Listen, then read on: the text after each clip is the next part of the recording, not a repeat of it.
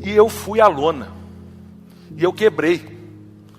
E confesso, hoje, com 50 anos, que foi a melhor coisa que aconteceu na minha vida. Que em 1986, gente, o Brasil viveu uma euforia. Só que foi voo de pato, aquele voo de um ano só, né? E eu achei naquele momento que eu estava rico. Carro novo, pulseira de ouro. E aí em 87 veio uma crise, pior que essa que nós estamos passando aí agora. Os juros explodiram de preço. Tudo que eu tinha passou a valer 25%. Não valia nada. Eu não conseguia vender nada. Ninguém comprava mais uma máquina, ninguém comprava nada. E eu fui à lona. E eu quebrei. E confesso, hoje, com 50 anos, que foi a melhor coisa que aconteceu na minha vida. Quando eu estava nocauteado, eu conheci a minha esposa. Quando foi em outubro de 87, sabe aquela loja que tinha duas portas, uma já estava fechada? O telefone, quando tocava, era alguém querendo cobrar. E eu falava, danou-se, né? Agora não tem mais jeito. Me entra uma pessoa chamada Juarez. E o Juarez tinha tido um infarto. O Juarez tinha uma granja de 30 mil galinhas. E ele virou para mim e falou, me compra a granja. Eu falei, que jeito, Juarez? Eu estou quebrado, você está louco? Ele falou, não, eu alugo a granja para você, que eu não tenho mais saúde para trabalhar, e você me compra as galinhas. E aí eu tinha um caminhão financiado no consórcio Rodobens, e eu falei, eu tenho um caminhão, eu tenho um Uno aqui, financiado no Banco Fiat, eu te dou isso aí, vamos embora. Ele falou, vamos. E a conta que eu fiz, não teve business plan, né? Estratégia de negócio. E aí eu falei, qual que é a conta caipira que eu fiz? Eu falei, olha, a galinha bota todo dia. Se ela bota todo dia, eu vou ter dinheiro todo dia. Tendo dinheiro todo dia, eu vou acalmando os credores todo dia. Eu comecei, agora eu pago as contas, né? Trabalhava dia e noite, vamos e vai. Rogério me ajudando. Um dia, o gerente de um banco, danado, viu? Eu estava devendo esse banco, não tinha dinheiro para pagar. Ele ligou pro meu sogro. Aí cheguei de noite e ela chegou, o olho chorando, falou assim, acabou. Não sou mais sua noiva. Você mentiu para mim. Foi mentir? Não, eu omiti. Você mentiu, você está quebrado, você está devendo, e eu não quero isso para mim, eu não aceito isso, não aceito cobrador na porta de casa. Fui embora para casa. 1987, imagina, o uísque era old age, né? Tomei um litro daquele uísque, acordei de ressaca, com as mesmas contas, sem a namorada, sem a noiva, e agora complicou. E aí quando vê, para minha felicidade, quem que chegou lá em casa? Cidadezinha pequena, 12 mil habitantes, tocou a porta, era a Rogéria. Obrigado, Rogério, daquele dia. Ela chegou lá em casa e falou assim, olha, não sou mais sua namorada, não sou mais sua noiva, mas sou sua amiga. Levanta dessa cama, eu vou te ajudar a trabalhar. Não conta comigo como noiva nem namorada, mas eu sou sua amiga. E aí, eu lembro que na época eu não tinha computador. Eu fui numa papelaria e comprei uma folha de papel almaço pautado, que eu acho que os jovens aqui não conhecem. E ela era folha dupla. E ali eu sentei com a Rogéria, comprei uma caneta Bic vermelha e uma azul, porque na época não tinha marca-texto. E lá eu comecei a escrever todo mundo que eu devia. E aí eu fiz uma agenda de credores, e eu ia com eles, ia pedindo ajuda, contando minha história. E assim eu fiz. Eu não tinha estoque de milho. Várias vezes eu dormia sem saber o que as 30 mil galinhas iam comer no outro dia. Deus foi tão bom para mim, que as galinhas nunca deixaram de comer. Era para comer às 7, comia às 8h30, às 9, mas comia. E era uma coisa interessante. Eu tive 2 momentos muito difíceis da minha vida. Nós tínhamos uns granjeiros que nos protegiam, que eram os granjeiros menores. E uma vez eu fui pegar um milho emprestado deles, que a gente emprestava um para o outro, sabe aquela coisa de pobre? Um vai emprestando, vai comendo, e um me emprestou o milho, sem ele saber, lógico, o milho estava contaminado. E as galinhas pararam de botar, fizeram greve. Elas ficaram 3 dias sem botar. Foi assim, no primeiro dia botou menos, no segundo menos ainda, no terceiro zerou. Nesse dia meu sogro chamou e falou, rapaz, para de ser teimoso. Vai vender essas galinhas por Horácio, que era o comprador de galinha. Acaba com isso, agora o povo vai ter dó de você. E aí eu fui num granjeiro, que era o maior granjeiro da época, da cidade, e calcei minha cara, que eu era inimigo comercial dele. Falei assim: Pedrito, me arruma 6 mil quilos de ração pronta, que eu estou com um problema lá na granja, eu preciso ver se é um problema dentro da fábrica e tal. Foi veterinário do Brasil inteiro, não descobria. Pedrito me emprestou, as galinhas voltaram a botar. No segundo dia botou mais, no terceiro botou, e Deus foi tão bom, acho que ele estava testando a minha fé. Elas foram botando até mais do que elas precisavam ter botado. Então, ao longo de um mês, elas neutralizaram aquela perca dos 3 dias sem botar. Eu não podia perder um ovo, perdi 3 dias de produção. Venceu o salário dos funcionários, eu não tinha dinheiro para pagar. Em 31 anos foi a primeira vez e única que eu não tive dinheiro para pagar os funcionários. Na época devia ser uns 20. Reuni eles à tarde, falei: olha só, vocês estão vendo o que está acontecendo, eu não tenho dinheiro para pagar, mas quem precisar de alimento pode ir no supermercado Arco-Íris, quem precisar de farmácia pode ir na farmácia Nossa Senhora de Fátima, daqui uns 5, 6 dias eu consigo pagar vocês. A verdade gera confiança.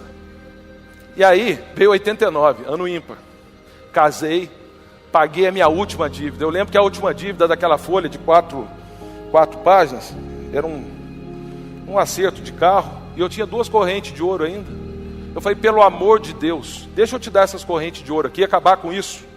Ele falou: mas como é que nós vamos calcular o preço disso? Eu falei: é simples, pesa na balança Filizola ali do supermercado. Mas e quanto custa a grama? Eu falei: pega o estado de São Paulo de ontem, vamos lá ver quanto custa a grama do ouro. Não tinha internet, não tinha nada, era retroativo. E ele aceitou, e ali eu paguei minha última conta, fui para casa aliviado. 89 eu casei, e aí eu comprei um caminhão novo, uma F4000 nova. Comprei o primeiro terreno, 15 quilômetros de terra. O dia que eu mais precisava de dinheiro é o dia que mais o caminhão atolava por causa do barro, na época da chuva. Mas construí a primeira granja de 70 mil galinhas. E aí eu fazia gaiola de dia para os granjeiros ricos e à noite para mim. Aí em 92 eu já tinha uma granja de 70 mil galinhas e eu sonhava com uma granja perto do asfalto. E aí fiz uma granja, beira do asfalto, 30 mil galinhas. E um dia eu chego, porque na parte da manhã eu ficava ajeitando as contas no banco, né? Na parte da tarde eu almoçava e ia para a granja. Quando eu cheguei, eu morava num sobrado. Quem que eu encontro na escada? Rogéria. Ligaram lá da granja agora que o galpão caiu. Nossa senhora, gente. Eu falei: agora acabou meu sonho. Imagina, beira do asfalto, metido, foi fazer um negócio novo que ninguém faz, e ainda caiu. Quando eu cheguei, eu vi que o galpão estava de pé, tinha caído o miolo. E aí nós consertamos de noite, de dia, de noite. Uma semana estava funcionando e ninguém riu de nós. E ali eu aumentei a produção em 50%, já tinha devolvido a granja do Juarez. E aí eu conheci um senhor Aguinaldo, da rede de supermercado Paz Mendonça, do Rio de Janeiro. E vendi um caminhão de ovo para ele muito fácil.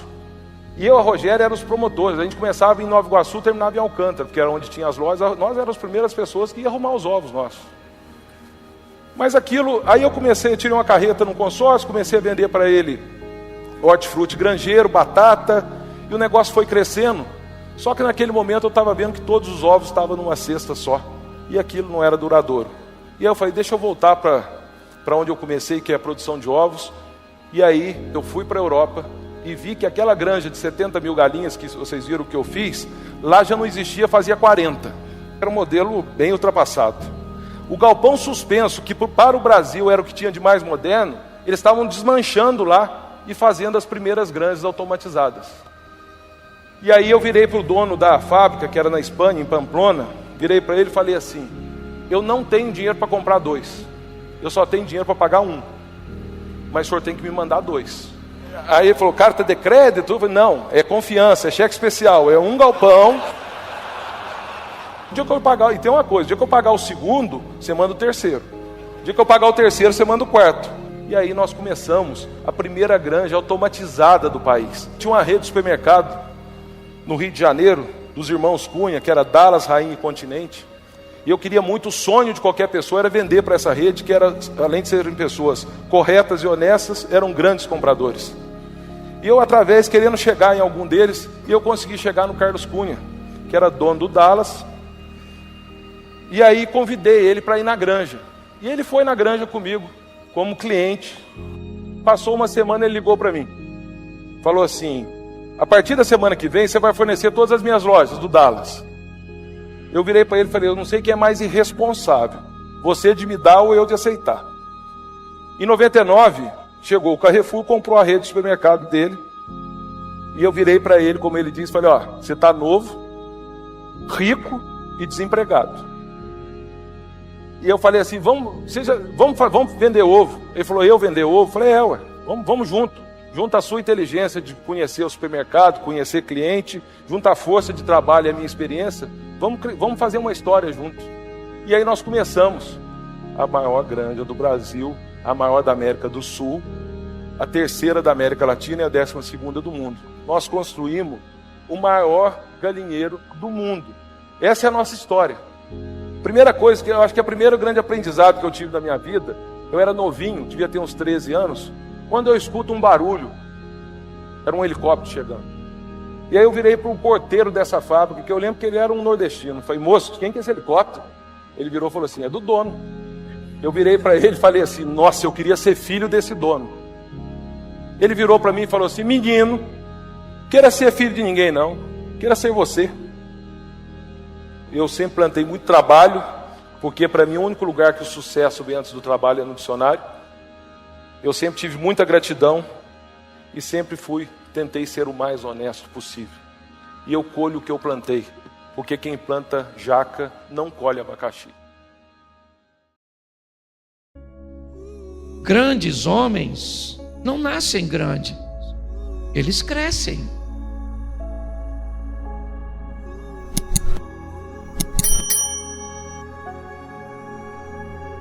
A maneira mais eficiente de se subir, que se inventaram nessa vida até hoje, se chama escada. Porque ela nos ensina a subir um degrau de cada vez. Muitas vezes você vai olhar para a gente que está produzindo, e está explodindo, e está fazendo, e o que você tem é pequeno, é apertado, é desconfortável, é meio confuso, tem que haver uma adaptação, mas é o que eu tenho. Eu posso dizer: já que eu não tenho, também não vou fazer nada. Porque tem gente que acha que o ideal sempre vem. Não, querido, você tem que aprender a trabalhar a sua realidade para alcançar seu ideal. As pessoas se frustram, né? Seu coração fica, por quê? Porque ela tem o hábito de ficar olhando a realidade dos outros. A dos outros é dele, meu filho. A sua realidade é dura, ela é feia, ela é esquisita, mas ela é sua. Encare sua realidade financeira, encare suas limitações. Você vai olhar muitas vezes e não vai ver rota de fuga. Você vai ver, até porque tem uma coisa que eu aprendi: sua visão nunca vai ser compatível com seus recursos. Os recursos sempre são menores que a visão, porque a circunstância pode querer te limitar. Eu não tenho dinheiro para isso, eu não tenho saúde para isso, eu não tenho. Você pode se acovardar diante das limitações impostas pelas circunstâncias, ou você pode vencer. Para você chegar aqui hoje, quantos leões e ursos você já venceu na sua vida? Qual foi deles que te destruiu? Então não é esse que você está enfrentando hoje, ou que você vai enfrentar amanhã, que vai te destruir. Não interessa o tamanho do gigante. Talvez hoje o seu gigante seja o desemprego, seja a enfermidade, seja a crise no casamento, seja problemas emocionais. Eu não sei quais são os seus gigantes. Eu só sei que você pode olhar para ele, se acovardar e vê-lo te desafiar dia após dia. Ou você pode obter coragem, saber de que você não peleja sozinho, levantar a cabeça e dizer: aí, gigante, eu vou te vencer. Coloque isso no seu coração. Quanto mais rápido você enfrentar a sua realidade, mais fácil fica. Só que a gente tem que ter uma conversa com aquela pessoa que é o maior inimigo nosso, aquela que aparece pra gente todo dia de manhã, quando nós vamos escovar os dentes no espelho. Aquele ali é seu maior inimigo, você mesmo. A maioria das coisas, boas ou ruins, que você anda vivendo é resultado do que você resolveu fazer. A vida é sua, não bote a culpa em ninguém. Você sabe qual é o maior problema de ser livre? É que ser livre coloca a responsabilidade das escolhas sobre você. Você se torna responsável por suas opções. É assim que funciona. Faça essa pergunta: quem autorizou isso acontecer comigo? E aí você pergunta: fui eu? Se foi, saiba que o que você está colhendo é resultado de suas escolhas. Porque tem gente que na hora da colheita bota a culpa em todo mundo e esquece que o culpado pode ser ele. Está vivendo algo hoje? Pergunte: quem autorizou isso? Quem autorizou? O seu casamento está desse jeito. O seu negócio está desse jeito. Da sua fé está desse jeito. Da sua saúde está desse jeito. Você está entendendo? Então nós temos que entender que nossas escolhas para termos uma manhã melhor começa hoje. Que somos muito mais responsáveis sobre o nosso futuro do que imaginamos. Se nós entendermos isso e respeitarmos e pautarmos nossas escolhas, com certeza o nosso amanhã vai ser sensacional.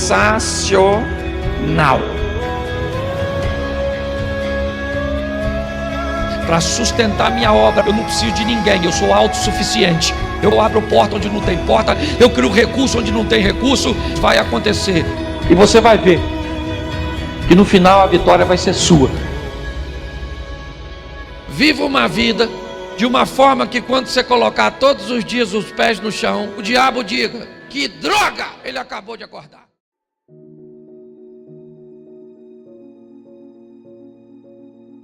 Sete princípios, 7 chaves, 7 segredos, que todas as pessoas que venceram, independentemente do setor, da área, usaram esses princípios consciente ou inconscientemente. Passo número 1, zere o seu passado. O que significa zere o seu passado? E eu faço a seguinte pergunta: será que no seu passado e no meu, nós cometemos erros, enganos, equívocos, tomamos decisões erradas? Será que alguém nos causou um grande prejuízo, tirou vantagem da gente, nos ofendeu, nos magoou, se aproveitou da gente? Será que apenas a lembrança, a recordação daquela situação já gera um mal-estar, uma angústia, uma aflição, um sentimento terrível dentro da gente? Será que passamos por situações assim? Com certeza passamos. E eu descobri que as pessoas que vencem, elas são capazes de virar a página do passado e deixar para trás. Eu descobri que as pessoas que fracassam, elas vivem presas ao passado. Não importa se foi há 5 anos, 10 anos, 15 anos, elas vivem remoendo, revivendo, sofrendo novamente uma situação da qual elas não têm mais controle. Vocês conhecem pessoas assim? Eu conheço. Parece até um gravador, né? Você encontra com a pessoa, ela repete a mesma história, vez após vez, de situação que aconteceu lá atrás. E sabe o que eu descobri, gente? Não importa quanto você sofra com a situação do passado, nada nós podemos fazer para mudar aquele passado. Então não precisamos sofrer por ele. Sabe por que não, gente? Porque o passado já passou. Nós podemos somente mudar o nosso presente e, o mais importante, o nosso futuro. Princípio número 2 também é emocional.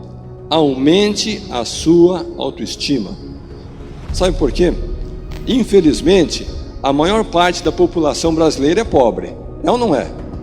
É. E tem 2 razões porque a nossa população é pobre. Uma eu vou explicar agora e a outra eu vou explicar lá na frente. Você sabia que o pobre tem um jeito pobre de pensar? O pobre pensa mais ou menos assim: meus avós eram pobres, meus pais eram pobres, eu nasci pobre, vou morrer pobre. E sabe o que vai acontecer com essas pessoas, gente? Vão morrer pobres. porque já aceitaram a pobreza como uma condição permanente. Aquele que vence, independentemente da circunstância que ele está hoje, ele é capaz de se projetar, se visualizar num novo momento de vida. E ele paga o preço, seja qual o preço for, até conquistar aquele ponto que ele deseja alcançar. E quando eu falo em pagar o preço, não somente em termos de esforço próprio, mas acima de tudo em termos de conhecimento.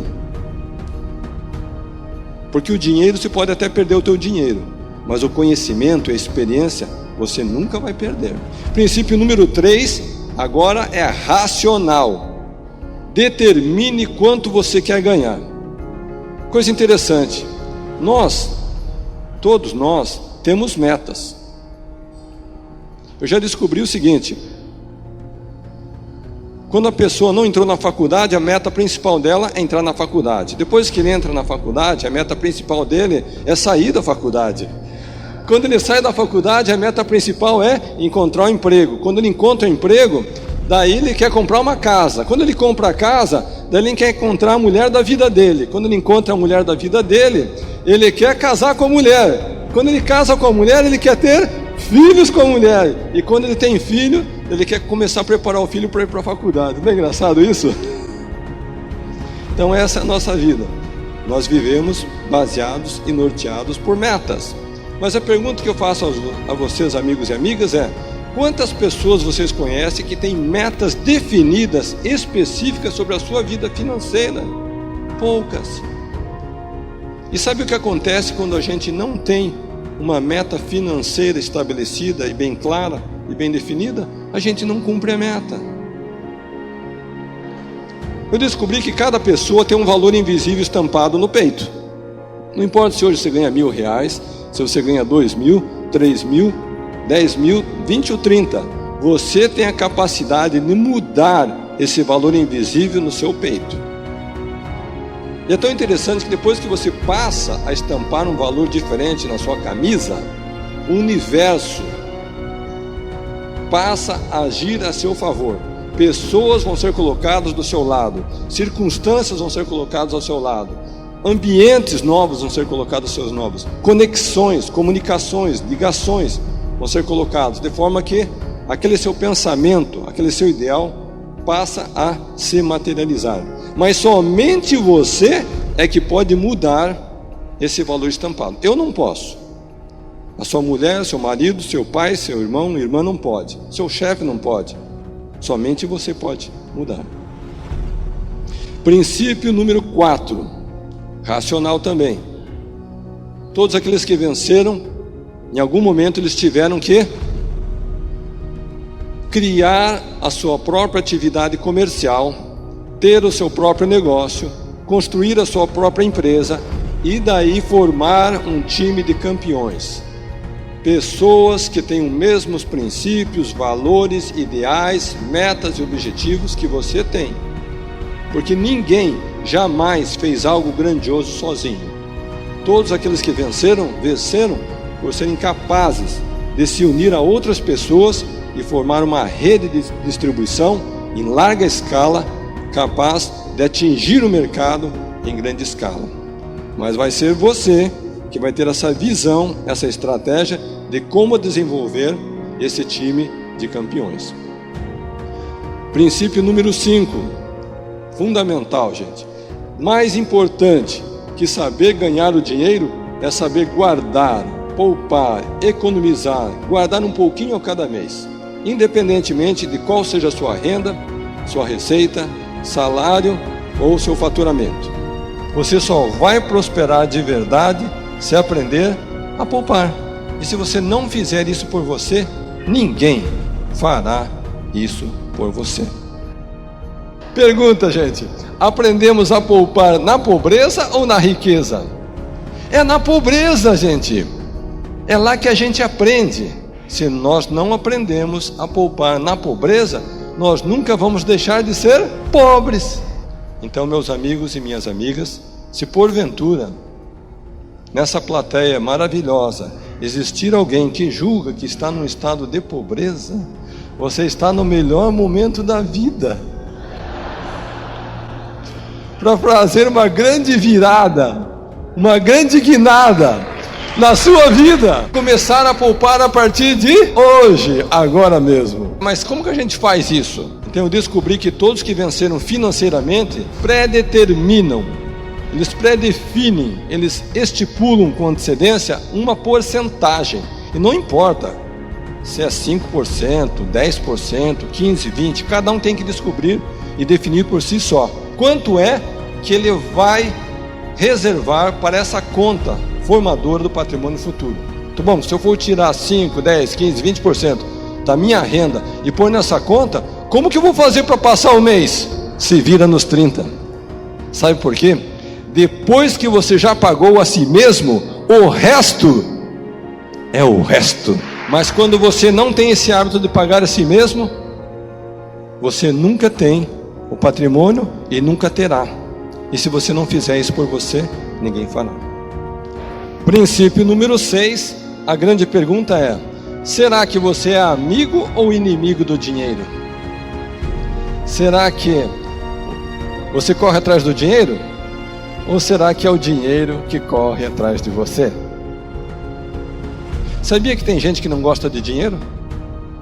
Tem gente que não gosta. Sabe qual que é o teste? Tão logo a pessoa recebe o salário, ela sai correndo, gastar tudo, não sobra nada.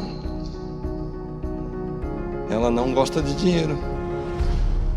E tem pessoas que gostam menos ainda do dinheiro. Sabe por quê? Antes mesmo de ela receber o salário, já gastou tudo. Eu descobri que o dinheiro trata bem quem trata bem o dinheiro. E agora eu vou fazer um alerta para vocês, minha gente.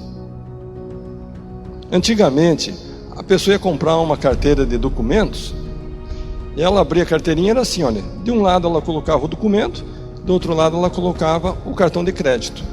Hoje em dia a pessoa vai comprar uma carteira de documentos, parece uma sanfona. Ela abre assim, tem espaço para colocar 10 cartões de crédito. Acontece que no final do mês, quando chega o extrato bancário, o que ela ganha não é suficiente para dar conta do cartão. Então, pessoal, vamos parar com essa coleção de cartões. Então, pessoal, dá fim nesses cartões. Princípio número 7. Busque a sua origem divina. Sabe o que eu descobri? Todas as pessoas que venceram financeiramente no seu empreendimento e tiveram sucesso permanente, eles tiveram uma conexão com uma força superior maior do que a si mesmos. E eu descobri que quem leva uma vida de fé, ela tem mais perseverança, mais persistência, ela tem mais capacidade mental, tem mais capacidade de organização, tem mais capacidade de disciplina, tem mais capacidade de relacionar-se com as pessoas. Já as pessoas que não têm uma vida de fé, facilmente se entregam nos primeiros obstáculos. A gente já nasce sabendo essas coisas? Eu digo para vocês, a gente não nasce sabendo essas coisas. Não importa o momento de vida que você esteja passando nesse instante. Pedi e recebereis, buscai e achareis, batei e abrir-se-vos-á.